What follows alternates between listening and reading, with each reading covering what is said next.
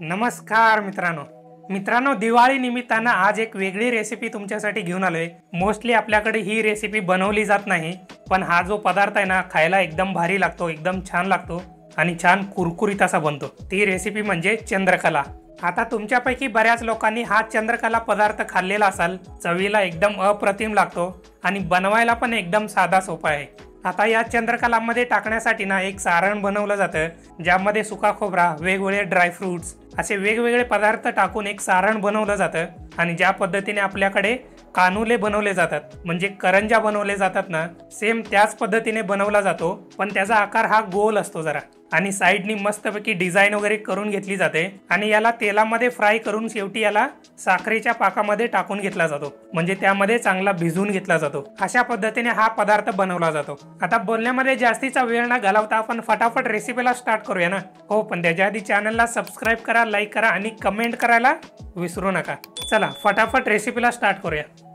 तर मित्रांनो, सगळ्यात आधी आपल्याला मैद्याचं पीठ मळून घ्यायचं आहे। त्यासाठी 6 वाटी मैद्याचं पीठ घेतलेलं आहे एका भांड्यामध्ये।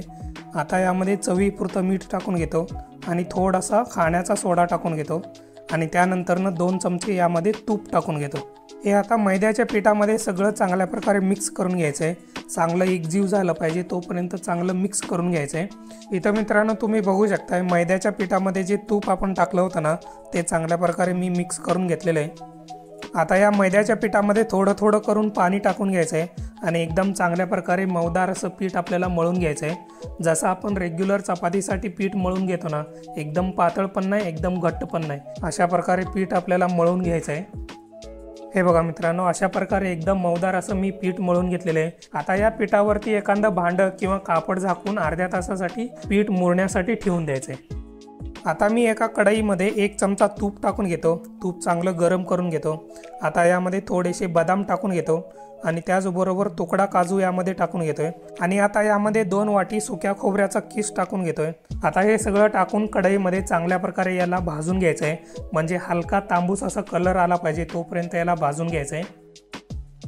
मित्रांनो, इथं तुम्ही बघू शकताय खोबऱ्याला आणि टाकलेल्या जे ड्रायफ्रुट्स आहेत ना, यांना छान असा तांबूस कलर आलेला आहे। आता गॅस बंद करून घ्यायचा आहे आणि याला संपूर्णपणे थंड करून घ्यायचं आहे। आता आपलं ड्रायफ्रूटचं जे मिक्स आहे ना, संपूर्णपणे थंड झालेलं आहे। आता यामध्ये 1 वाटी पावडर केलेली साखर, थोडीशी जायफळाची पावडर, थोडीशी वेलची पावडर आणि 1 चमचा खसखस यामध्ये टाकून घ्यायचं आणि संपूर्णपणे चांगल्या प्रकारे मिक्स करून घ्यायचं, म्हणजे भाजून घेतलेलं ड्रायफ्रुट्स आणि साखर एकजीव झालं पाहिजे तोपर्यंत चांगलं मिक्स करून घ्यायचं आहे। आता मित्रांनो, आपल्याला साखरेचा पाक करून घ्यायचा आहे। त्यासाठी 1.5 वाटी साखर घेतलेले आहे। 1.5 वाटी साखरेसाठी 1.5 वाटी मी पाणी यामध्ये टाकून घेतो। पाणी टाकून झाल्यानंतर पाण्यामध्ये साखर चांगल्या प्रकारे विरघळवून घ्यायची आहे आणि 5 मिनिटासाठी हा पाक उकळून घ्यायचा आहे। साखरेचा पाक आपल्याला जास्त घट्ट नाही करायचा आहे, एकदम पातळच ठेवायचा आहे, त्यामुळे जास्त उकळून नाही घ्यायचा किंवा जास्त पाक घट्ट करून नाही घ्यायचा आहे।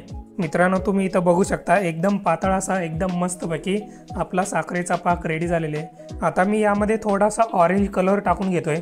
तुम्ही यामध्ये केशर पण टाकून एकदम मस्तपैकी चांगल्या प्रकारे यामध्ये मिक्स करून घेऊ शकता। फायनली आता आपण चंद्रकला करायला स्टार्ट करूया। इथं कणिक घेतलेले आहे, एकदम मीडियम साईजचा गोळा करून घेतलेले। आता यावरती थोडासा मी मैदा टाकून घेतो, म्हणजे लाटताना लाटणीला चिटकणार वगैरे नाही। आणि आपण रेग्युलर चपाती ज्या प्रकारे लाटून घेतो ना, त्याच प्रकारची चपाती याची आपण लाटून घेऊया।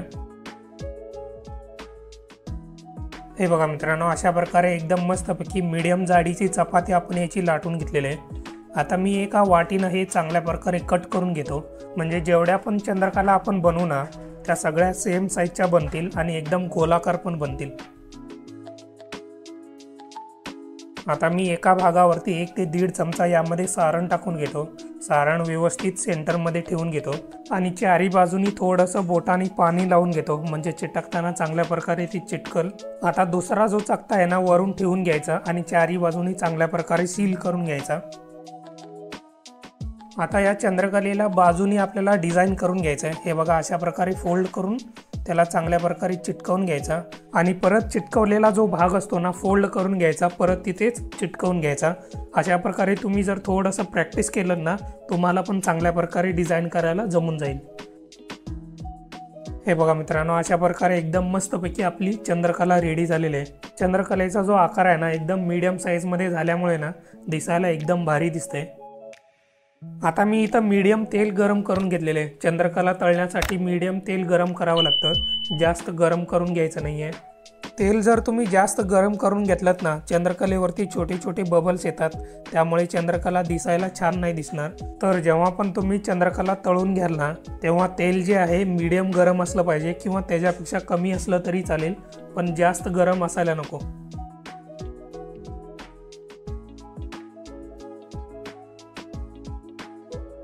हे बघा मित्रांनो, अशा प्रकारे एकदम मस्तपैकी तांबूस असा कलर आलेला आहे, सोनेरी तांबूस असा।